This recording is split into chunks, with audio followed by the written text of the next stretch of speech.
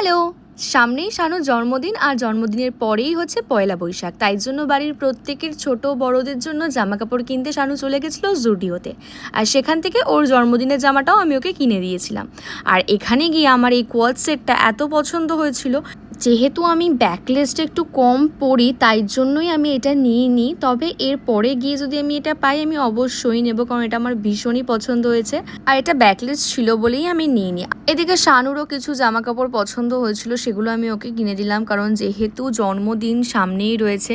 আর ও আমার বাবার জন্য শার্ট কিনে দিয়েছিল, কারণ এগুলোই হচ্ছিল আমাদের মধ্যে। বাবা ওকে টাকা পাঠিয়েছিল পয়লা বৈশাখে জামা কেনার জন্য, কারণ পয়লা বৈশাখে আমরা সবাই নতুন পরি আর শানু পরতেই চায় না, তাই ওকে জোর জবরদস্তি করেই কিনে দেওয়া হয় প্রত্যেক বছর।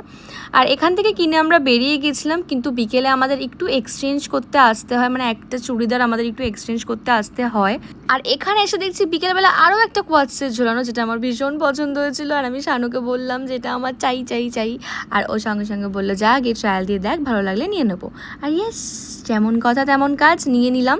সকালে নিতে পারিনি তো কী হয়েছে, বিকেলে ঠিক একটা গুছিয়ে নিয়েছি। তারপর শানু ঝপঝপ করে বিল করলে আমরা ওখান থেকে বেরিয়ে গিয়ে গেলাম হচ্ছে একটু মাঠে আড্ডা মারতে। আর এখানে এসেছিলো আজকে শুভ, শাঙ্কু, আমরা অনেকে মিলেই আড্ডা মারি, কারণ এই শনি রবিটাই ছুটি থাকে যেহেতু, তাই জন্য সবার সাথে একটু দেখাও হয়। আর এইভাবেই কাটলো আজকের দিনটা। তোমাদের কেমন লাগলো অবশ্যই জানিও। আর খুব তাড়াতাড়ি আরও এক্সাইটিং ভিডিও আসতে চলেছে, কারণ সামনেই শানুর বার্থডে। আর থ্যাংক ইউ ফর ওয়াচিং। দেখা হচ্ছে অন্য কোনো মিনি ব্লগে। বাই।